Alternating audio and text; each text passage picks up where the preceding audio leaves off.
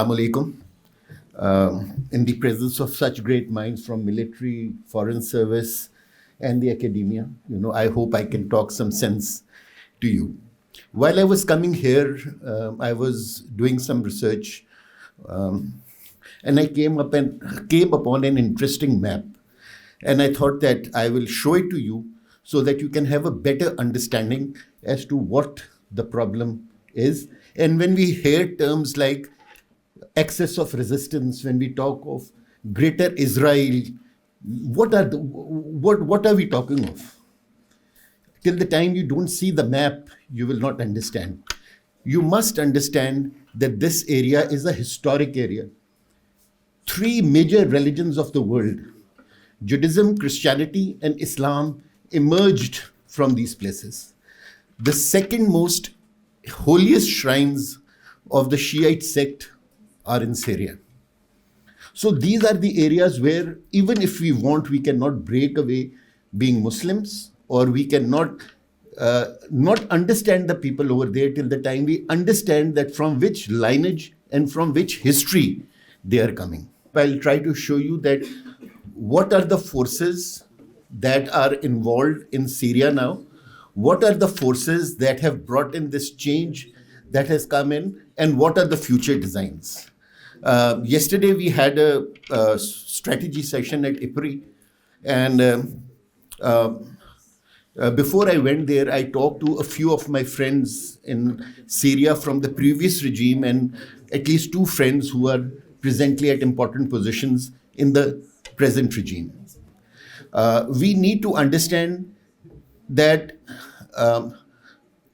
Syria and the region in itself, that there can be no war in the Arab world without Egypt, and there can be no peace in the Arab world without Syria. Similarly, one of the Israeli prime ministers was asked that what are the boundaries of the greater Israel? And he replied, they are given in the Bible. So the desire to have a greater Israel is not something which Netanyahu or some present regime has just thought about. It is as old as the Christian belief itself, right? So now when there are nations over there who believe, in certain things which they consider it as religious, not political, then the dimension becomes very difficult. I asked 2-3 questions from my friends, and I said, what were the main reasons that Assad regime fell so quickly? What are the main midterm, short-term, and long-term objectives of the Salvation government, which is of that of Mr. Jalani? And can we rely on our friends that we made for the last 54 years with the Assad regime? Can we rely on them as Pakistan to move ahead with Syria? On the last question, they said no. All those friends who are from the previous regime are no good to us at present. Why? Because they are not trusted by the present regime. So which means for Pakistan that we need to rework in Syria. Whatever we did for the last 54 years with Hafizul Assad and Bashar al-Assad governments, that has gone down the drain, like for everyone else in the world too.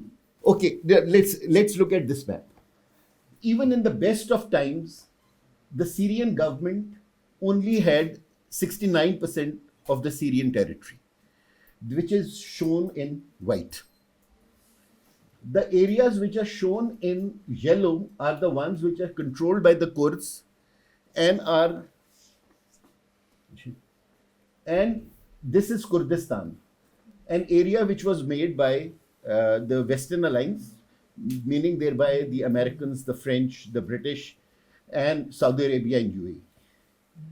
They were the ones who made this Kurdistan basically to ensure that the Kurds from Turkey, from Iraq can come here and they can settle down over here and become less of a problem for their allies in Turkey and Iraq. Remember, in the last 3 decades, 3 revolutions or 3 government changes have taken place in the Middle East. One has been the United Nations led invasion of Libya. The second has been the United States led invasion of Iraq. And this is the third invasion that has taken place in Syria. If you look at the map, this is Turkey, this is Iraq, this is Iran, this is Israel, and this is Jordan. And this is the Red Sea that we all keep talking about. Now, if at this okay, so this is Kurdistan. This is the area which is controlled and led by Turkish friendly forces. Over here, the main Kurd force, which is over here, is known as SDF, Syrian Democratic Force. The main forces that are over here are, they call themselves as Syrian National Army, which is basically the Turkish, recruits, Kurdish recruits that have come and formed an army. So in the northern region, we have Turkey, we have Kurds, we have Americans, we have British, we have French, and we have Russians who are trying to counter and bring this whole area back for Syria. Right? If we come to the south, this is where is Israel. This is Israel. These are the Golan Heights. This is Mount Hermon.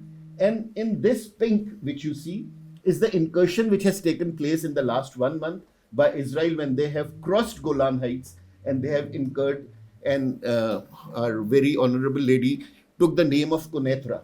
Quneitra is one of the major towns which is over here. Now, most of the people who are here are Druze, and they have a very close link with Israel. So this area is primarily being controlled by Israel. This green area is an area which is controlled 100% by the Americans. The Americans have a base here. They have their fighter planes here, and this is the area which they control. The base controls. So this area which you see is of the fighter base, and this is the area of it. So you see all the world major players are here. Now coming over to Russia. Syria has 2 ports, Latakia and Tartus. Both these ports are with Russia. They had their warships here, the naval warships here, and they also had their Su-35s at a military base over here. Now, Mr. Jolani used to reside here. This place is known as Idlib, which was the capital of the Salvation government. It is in Aleppo governorate, like we call provinces here. Over there, they are called governorates. And there is a road which is going all across Syria, which is known as M4. So when Mr. Jolani wanted to come to Damascus, he took the motorway, and in 3 days, they reached here. So which means the Russians were on this side, the Americans were on this side, the Israelis were on this side. So I hope you try to understand.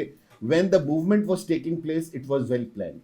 When we look at the video footages, we find that they had modern tanks, they had modern APCs, they had modern jeeps, which meant that they were heavily funded by forces. Now, what is the failure? The failure over here of Iran and Russia is that they were unable to find that in the last 6 months to a year, when HTS was being strengthened, they could not find it out through their intelligence or other sources that this activity is taking place. But if it has been done in a very intelligent manner, then who can be the forces who could have helped HTS? Turkey and Americans. So to think that HTS or Jalani is funded by external forces which are Western aligned is a safe bet.